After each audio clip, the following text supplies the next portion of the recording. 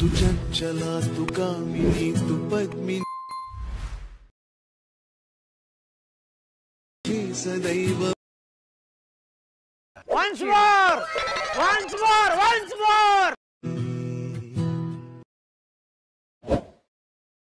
तू चंचला तू कामिनी तू पद्मिनी सदैव। आता जो तुम्ही प्रोमध्ये व्हिडिओ पाहिला तो क्रिएट करणं अगदी सोपे आहे. ते सर्व एडिटिंग ट्युटोरियल मी व्हिडिओमध्ये सांगितले. तर व्हिडिओ जरा स्किप न करता पहा. जर चॅनलवर ते नवीनपर्यंत चालू तर आपल्या Vedant editing YouTube channel subscribe करून घ्या. कारण मित्रांनो आपण आपल्या चॅनलवर त्याच प्रकारे इंस्टाग्राम ट्रेंडिंग रील्स एडिटिंगचे ट्युटोरियल देत असतो.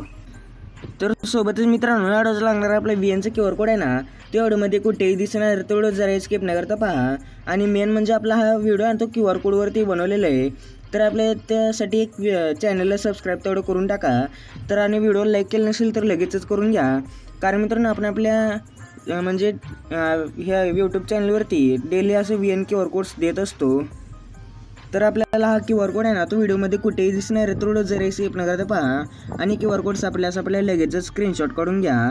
तर चला मित्रांनो जर येण्यावेळी घडवता आपण आपल्या व्हिडिओला सुरुवात करूया.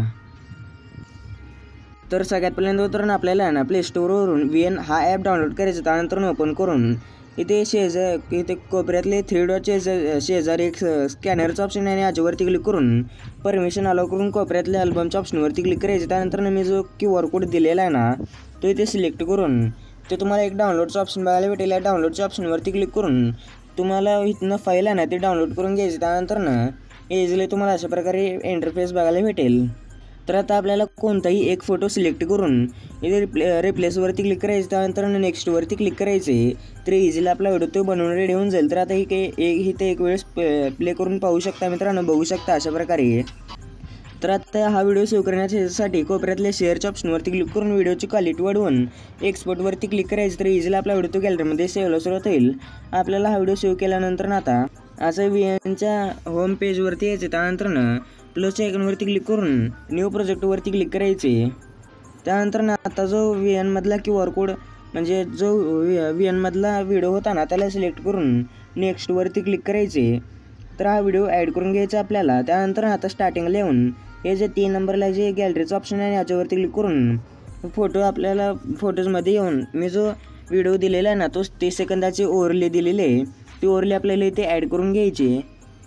तर इथे त्या ओव्हरलेवरती क्लिक केल्या इझिली ॲड होऊन जाईल. तर आता थोडंसं पुढे येऊन ते खाली स्क्रोल करून इथे एक फिल नावाचं एक ऑप्शन बघायला भेटेल. याच्यावरती क्लिक करायचे.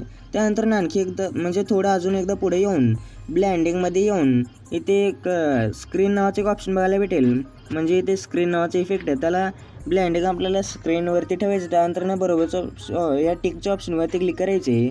तर इझिली ते जे ओव्हरले आहे ना ते दिसून जाईल. तर आता अशा प्रकारे आपला व्हिडिओ तो बनवून रेडी होऊन जाईल. तर आता हा व्हिडिओ सेव्ह करण्यासाठी कोपऱ्यातल्या शेअरच्या ऑप्शनवरती क्लिक करून व्हिडिओची क्वालिटी वाढवून एक्सपोर्टवरती क्लिक करायचं. तर इझिली आपला व्हिडिओ तो गॅलरीमध्ये सेव्हला सुरुवात होईल.